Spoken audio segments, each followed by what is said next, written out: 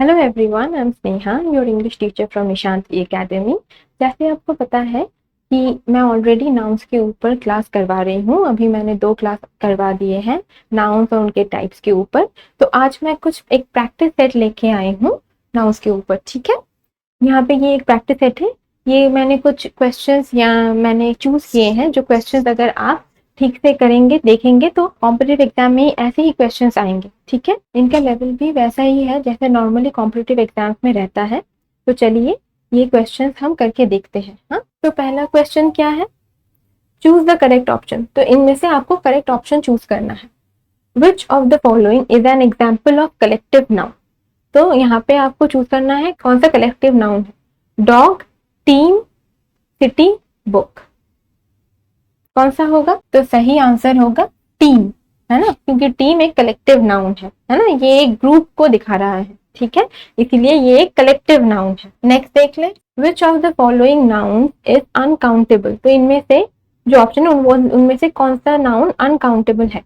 Apple, water, car, tree. तो इनमें से कौन सा नाउन है जो अनकाउंटेबल है? ऑब्वियसली वाटर, है ना, वाटर को तो हम काउंट नहीं कर सकते, तो यही अनकाउंटेबल नाउन होगा। नेक्स्ट क्वेश्चन देख ले, identify the concrete noun in the sentence. The book on the table is mine. तो इसमें से कॉन्क्रीट नाउन क्या है? Book, table, both A and B, और नन ऑफ द अबव। तो इनमें से कॉन्क्रीट नाउन क्या है? कॉन्क्रीट नाउन किसको बोलते हैं? Concrete noun are those noun that we can perceive with our 5 senses. जो हम अपने 5 सेंसेस से हम परसीव कर पाए, हम जो टैंजिबल होते हैं, ठीक है, तो उनको हम बोलते हैं कॉन्क्रीट नाउन। तो यहाँ पे जो ये बुक है और ये जो टेबल है, दोनों को ही हम देख सकते हैं, छू सकते हैं, है ना, तो इसीलिए ये दोनों ही करेक्ट ऑप्शन होंगे, दोनों ही है कॉन्क्रीट नाउन। तो करेक्ट ऑप्शन क्या होगा? बोथ ए एंड बी, ये होगा करेक्ट ऑप्शन। ठीक है, नेक्स्ट देख ले, identify the noun form of the word develop. तो डेवलप का नाउन फॉर्म क्या है? जरा सोचिए, डेवलपमेंट, डेवलपिंग, डेवलप्स, डेवलपर। तो इसका नाउन फॉर्म होगा डेवलपमेंट। ठीक है, तो डेवलपमेंट क्या है? कोई चीज जब डेवलप होता है उसको हम क्या बोलते हैं, किस नाम से पढ़ते हैं कि ये चीज ये एक डेवलपमेंट हुई है ना, उसको ये एक जो एक प्रोग्रेस का है उसको हमने नाम दिया है, ये एक डेवलपमेंट हुआ है ना, तो इसलिए डेवलपमेंट जो है वो नाउन फॉर्म है डेवलप का। ठीक है, तो डेवलपमेंट नाउन फॉर्म होगा। नेक्स्ट देख ले, a dash of birds, choose the correct collective noun. तो अ डैश ऑफ बर्ड्स यहाँ पे क्या होगा? ये तो इजी है, ये नॉर्मली हर जगह हमको ये एग्जाम्पल देखने को मिलता है। जब भी कलेक्टिव नाउन का कोई एग्जाम्पल देखते हैं तो ये तो जरूर होता है। क्या होगा? A dash of bird. Answer होगा अ फ्लाइट ऑफ बर्ड। ठीक है, तो यहाँ पे क्या होगा? A flight of birds. ठीक है, अ फ्लाइट ऑफ बर्ड्स। ठीक है, नेक्स्ट देख लेते हैं, dash is expensive, dash is expensive, the petrol, a petrol, petrol, और एन पेट्रोल। कौन सा वाला करेक्ट होगा?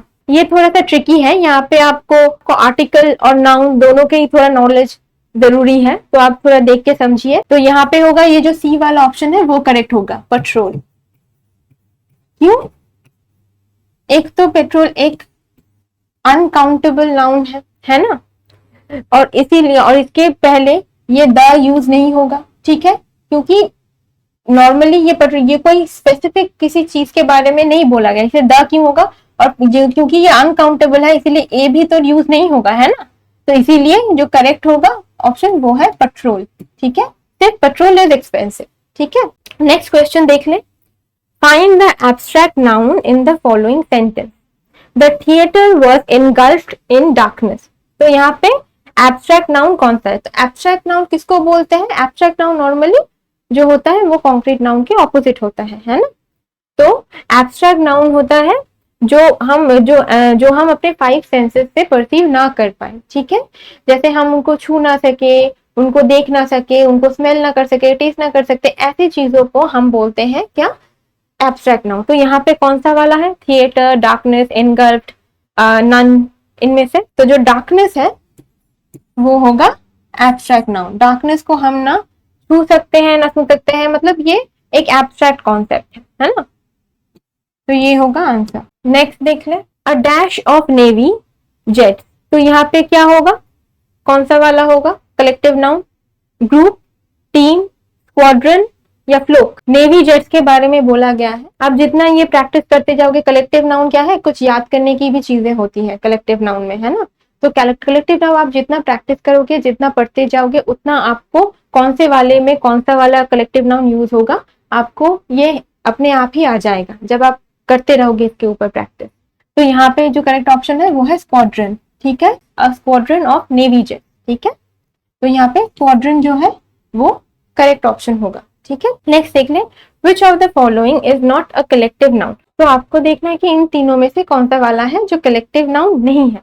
तो कमिटी, जूरी, करेज। तो कमिटी भी कलेक्टिव नाउन ही है, जूरी भी कलेक्टिव नाउन ही है, सिर्फ ये जो करेज है वो कलेक्टिव नाउन नहीं है। लेकिन ये क्या नाउन है, ये एक्चुअली में है एब्स्ट्रैक्ट नाउन, है ना। करेज एब्स्ट्रैक्ट नाउन ही है और अनकाउंटेबल नाउन भी है, क्योंकि इनको हम काउंट नहीं कर पाते, है ना। तो ये करेज जो है वो एब्स्ट्रैक्ट भी है और अनकाउंटेबल नाउन भी है। जैसे मैंने अपने क्लास में डिस्कस किया है कि कोई अगर कोई नाउन अनकाउंटेबल है, इसका मतलब ये नहीं कि वो एब्स्ट्रैक्ट नहीं हो सकता, या कोई एब्स्ट्रैक्ट है इसका मतलब ये नहीं कि वो दूसरा कोई नाउन नहीं हो सकता। तो वही चीज यहाँ पे है, कोई भी अगर नाउन हो वो एक से दो कैटेगरीज में जा सकता है, ठीक है। अगर आप मेरा नाउन वाला क्लास देखना चाहते हो, ईशान निशांत ई एकेडमी का जो ऐप है प्ले स्टोर से डाउनलोड कीजिए और वहां पे आप मेरे जो क्लासेस हैं इंग्लिश, जनरल इंग्लिश के ऊपर, वो आप देख सकते हैं, ठीक है। वहां पे मैंने बहुत ही इलैबोरेटली हर टॉपिक को मैं डिस्कस करने वाली हूँ, ठीक है। नेक्स्ट देख लेते हैं, the noun form of do is dash. कौन सा होगा नाउन फॉर्म, क्या होगा डू का। डू जनरली तो एक वर्ब है, ये हमको पता है। तो नाउन फॉर्म क्या होगा, डूइंग, डीड, डज, डन। तो अगर हम ठीक से देखें तो ये डूइंग, डज, डन ये सभी दूसरे तरीके के वर्ब फॉर्म्स हैं, हाँ। लेकिन ये जो डीड है ये एक्चुअली में नाउन फॉर्म है, ठीक है। ये जो डीड है वो है डू का नाउन फॉर्म, ठीक है। तो यहाँ पे आंसर क्या होगा, डीड, ठीक है। अब नेक्स्ट क्वेश्चन पे चले जाते हैं। Find the error in the following sentence. तो यहाँ पे एरर आपको फाउंड करना है, ठीक है। चलिए देख लेते हैं। The information are not sufficient to make a decision. तो इनमें से कौन सा, what is the correct form. तो करेक्ट फॉर्म क्या है, इंफॉर्मेशन, इंफॉर्मेशन, इन्फॉर्म, इन्फॉर्म। तो यहाँ पे इंफॉर्मेशन की जगह कौन सा वाला करेक्ट फॉर्म है जो बैठेगा। तो यहाँ पे जो है करेक्ट फॉर्म होगा इंफॉर्मेशन, ठीक है। इंफॉर्मेशन कभी एस नहीं आता, क्यों, क्योंकि ये अनकाउंटेबल नाउन। ये चीज और भी अच्छे से डिस्कस होगी जब मैं नाउन और नंबर का क्लास करवाऊंगी, ठीक है। तो अभी के लिए जो नाउन इंफॉर्मेशन होता है वो एक अनकाउंटेबल नाउन होता है ना, और एब्स्ट्रैक्ट नाउन भी होता है। तो इंफॉर्मेशन क्योंकि अनकाउंटेबल नाउन है तो यहाँ पे एस नहीं होगा, ठीक है। यहाँ प्लूरल फॉर्म नहीं आएगा, यहाँ पे सिर्फ इंफॉर्मेशन होगा, ठीक है। यहाँ पे इंफॉर्मेशन होगा। नेक्स्ट देख लेते हैं, the number of students are increasing in the class. तो what is the correct form, student, student, student, यहाँ पे अपॉस्ट्रोफी एस है और यहाँ पे स्टूडेंट्स के बाद अपॉस्ट्रोफी है, ठीक है।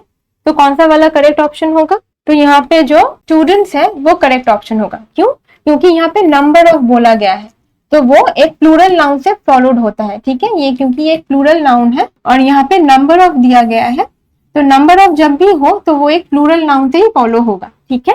तो यहाँ पे क्या होगा, the number of students are increasing in the class, ठीक है। नेक्स्ट क्वेश्चन देख ले, the police is investigating the case, what is the correct form, ठीक है। तो यहाँ पे करेक्ट फॉर्म क्या होगा, इज, आर, वाज, वेयर। तो यहाँ पे कौन सा वाला हेल्पिंग वर्ब बैठेगा, the police is investigating the case. तो यहाँ पे पुलिस है ना, यहाँ पे द पुलिस बोला गया है, मतलब पुलिस के जो पुलिस का जो ग्रुप है एक कैटेगरी को समझाया गया है द पुलिस बोल के। यहाँ पे कोई एक पुलिस की बात नहीं हो रही है, अब पुलिस नहीं बोला गया है, ठीक है। यहाँ पे द पुलिस बोला गया है, एक कैटेगरी को समझाया गया है, ठीक है। एक स्पेसिफिक कैटेगरी जो है पुलिस, उनको समझाया गया है। तो द पुलिस, तो क्योंकि ये कैटेगरी को समझाया गया है और पुलिस जो है इसीलिए यहाँ पे कैसे यूज हो रहा है पुलिस, यहाँ पे पुलिस इसीलिए कलेक्टिव नाउन के जैसे यूज हो रहा है, ठीक है, द पुलिस, ओके। तो यहाँ पे क्या होगा, क्योंकि ये कलेक्टिव नाउन के जैसे यूज है, यहाँ पे होगा आर। तो आर यहाँ पे करेक्ट हेल्पिंग वर्ब होगा, the police are investigating the case. तो यहाँ पे क्या होगा, आर होगा, ठीक है। नेक्स्ट वाला क्वेश्चन देख ले, I have many furnitures in my house. तो यहाँ पे करेक्ट वाला ऑप्शन क्या होगा, furnitures, furniture, piece of furniture, या बोथ बी एंड सी? जरा सोचिए, फर्नीचर से बहुत क्वेश्चंस आते हैं। हाँ, तो यहाँ पे जो करेक्ट ऑप्शन है वो होगा फर्नीचर। क्यों? क्योंकि फर्नीचर एक कलेक्टिव नाउन है, ठीक है, और क्योंकि ये कलेक्टिव नाउन है यहाँ पे एस नहीं बैठेगा, ठीक है, यहाँ पे एस नहीं बैठेगा प्लूरल फॉर्म पे, इसलिए आई have many furniture in my house. तो यहाँ पे क्या होगा? फर्नीचर होगा, क्योंकि फर्नीचर बहुत तरीके के होते हैं ना, बेड भी हो जाता है एक फर्नीचर ही होता है, टेबल भी एक फर्नीचर ही होता है। तो एक साथ हम सारे जो टेबल, चेयर और बेड, इन सबको एक साथ, या ड्रेसिंग टेबल, सबको एक साथ फर्नीचर बोलते हैं, है ना। तो इसीलिए बहुत से ये जो चीजें हैं उनको मिला के एक फर्नीचर होता है। तो फर्नीचर नॉर्मली कलेक्टिव नाउन है, तो इसी वजह से कलेक्टिव नाउन है, इसीलिए यहाँ पे फर्नीचर्स नहीं होकर फर्नीचर होगा। नेक्स्ट देख ले, the committee have made their decision, what is the correct form? Have, has, their, both, B and its. तो यहाँ पे भी सेम ही चीज होगा। ये जो कमिटी है ये एक्चुअली में एक कलेक्टिव नाउन है ना, कमेटी एक कलेक्टिव नाउन है, तो इसी वजह से यहाँ पे क्या है? हैव यूज नहीं होगा, क्योंकि ये कलेक्टिव नाउन है, ये एक सिंगुलर के जैसे यूज होगा, है ना, इसीलिए यहाँ पे हैज होगा। और यहाँ पे देयर नहीं होगा, क्योंकि ये एक सिंगुलर के जैसे यूज है यहाँ पे, इसीलिए इट्स होगा, ठीक है। तो जो करेक्ट सेंटेंस है वो होगा the committee has made it's decision, ठीक है। तो बोथ बी एंड इट्स, ये होगा करेक्ट ऑप्शन। यहाँ तक ठीक है। अभी नेक्स्ट वाला देख लेते हैं। The news are shocking. What is the correct form? Are, is, was, were. तो कौन सा हेल्पिंग वर्ब बैठेगा यहाँ पे? तो यहाँ पे ये जो न्यूज है वो एक्चुअली में अनकाउंटेबल नाउन है। ये यहाँ पे अनकाउंटेबल नाउन के जैसे यूज है, क्योंकि यहाँ पे द है, यहाँ पे अ न्यूज नहीं है, यहाँ पे द न्यूज है, इसीलिए ये एक अनकाउंटेबल नाउन है। तो यहाँ पे आर नहीं होगा, यहाँ पे होगा इज, तो इज करेक्ट ऑप्शन होगा। तो द न्यूज इज शॉकिंग, ठीक है, तो यहाँ पे इज होगा, द न्यूज इज शॉकिंग। हाँ, समझ में आया?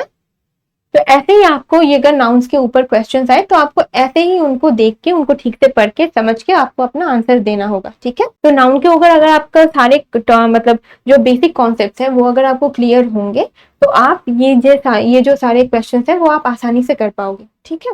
I don't have many money with me, तो यहाँ पे कौन सा वाला करेक्ट होगा? Money, money, much money, many dollars, यहाँ पे कौन सा वाला करेक्ट ऑप्शन होगा? तो यहाँ पे जो सही आंसर है वो होगा मच मनी। क्यों? क्योंकि पहले तो ये जो मनी है, ये मनी अनकाउंटेबल नाउन है। आपको लगेगा मनी को तो काउंट कर सकते हैं, फिर ये क्यों अनकाउंटेबल है?